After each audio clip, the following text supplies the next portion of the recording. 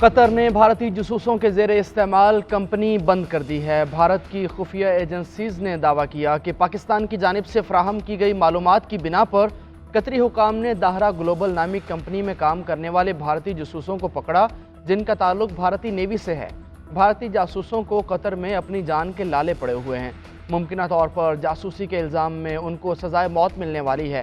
بھارتی حکام نے اب تک ان کے لیے کوئی اقدام نہیں کیا، جس سے یہ واضح ہے بھارت اپنے نیوی کے افسروں اور جوانوں کو بچا نہیں سکتا۔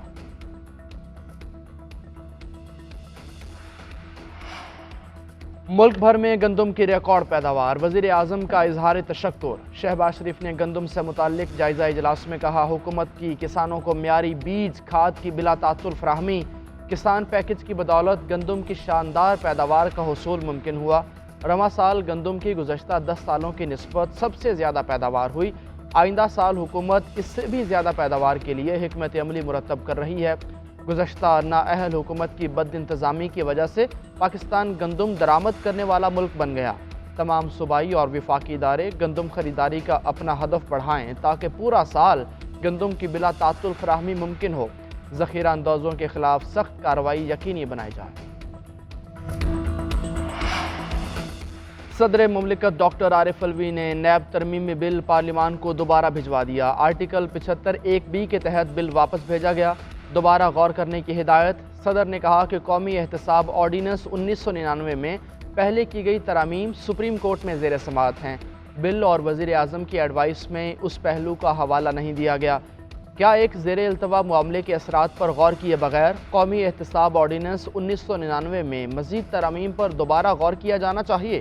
وزیر اعظم نے آرٹیکل 75 کے تحت بل توثیق کے لیے صدر کو بھیجا تھا۔ صدر تحریک انصاف پرویز الہی کے خلاف اینٹی کرپشن گجرانوالہ میں دوسرا مقدمہ درج۔ 2 ارب روپے کی کرپشن کا الزام۔ ایف آئی آر کے مطابق پرویز الہی نے 2 ارب روپے رشوت لے کر 20 ارب روپے ٹھیکوں کی ایڈوانس ادائیگیاں کرائیں۔ اربوں کی ڈیل فرنٹ مین سہیل اصغر کے ذریعے کی گئی۔ مقدمے میں ملزم نوید نامزد۔ اینٹی کرپشن گجرانوالہ نے سہیل اصغر کو گرفتار کرنے کے بعد تفتیش شروع کر دی۔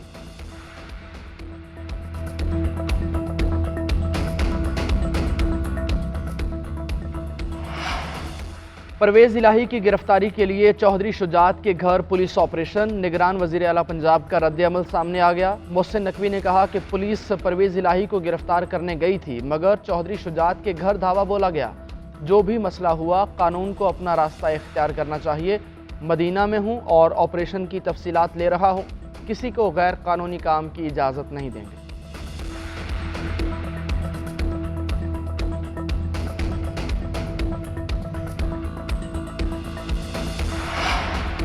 وہ وزیر اعلیٰ جو خود غیر آئینی اور غیر قانونی ہے کیسے کہہ سکتا ہے کہ کسی کو غیر قانونی کام نہیں کرنے دیں گے؟ فواد چودھری کا محسن نقوی کے بیان پر رد عمل۔ کہا، سپریم کورٹ ہمارے کیس کا فیصلہ کرے کہ 90 دن کے بعد نگران حکومتیں کیسے قائم رہ سکتی ہیں۔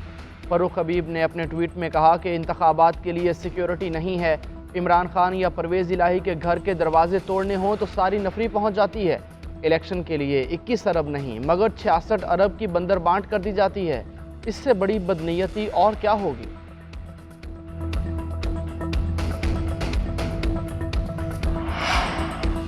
ایم کیو ایم کے مردم شماری پر تحفظات برقرار۔ خالد مقبول صدیقی کہتے ہیں، سوچے سمجھے منصوبے کے تحت ناانصافی ہو رہی ہے۔ مردم شماری میں جو کچھ کیا جا رہا ہے یہ غلطی نہیں، منصوبہ بندی ہے۔ کسی کو کم یا زیادہ نہیں، پورے پاکستان کی گنتی درست کی جائے۔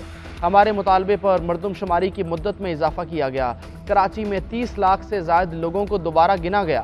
مصطفیٰ کمال بولے کہ مردم شماری کے سوا کوئی ایجنڈا نہیں۔ گزشتہ 10 دن میں وزیر اعظم احسن اقبال، خواجہ آصف، سعد رفیق اور دیگر سے ملاقات ہوئی۔ عجیب بات ہے کہ خود کو گنوانے کے لیے پورے ملک کے چکر کاٹنا پڑتے ہیں۔ اس ملک کو چلانے والا شہر 3 ماہ سے کوشش کر رہا ہے کہ ہمیں صحیح گنا جائے۔ غلط مردم شماری کے خلاف جماعت اسلامی آج شاہراہ فیصل پر مارچ کرے گی۔ امیر جماعت اسلامی کراچی حافظ نعیم الرحمان کہتے ہیں، کراچی کی آبادی کو صحیح گنوانے کے لیے یہ احتجاج کیا جا رہا ہے۔ حکومت کی جانب سے مردم شماری میں کراچی کی آبادی کو صحیح نہیں گنا جا رہا۔ کراچی کی آبادی پر ڈاکہ نہیں ڈالنے دیں گے، ہماری گنتی پوری کرو۔ کچھ لوگ مردم شماری کے مسئلے کو لسانی رنگ دے رہے ہیں۔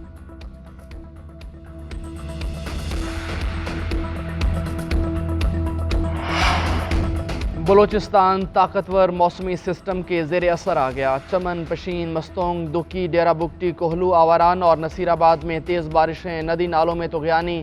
بلوچستان کو سندھ سے ملانے والی 2 اہم قومی شاہراہیں بند۔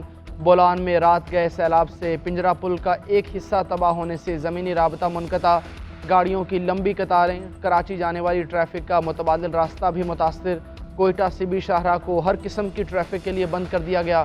پی ڈی ایم اے کے مطابق آج دوپہر کے بعد تیز ہواؤں کے ساتھ موسلا دھار بارش کا امکان ہے۔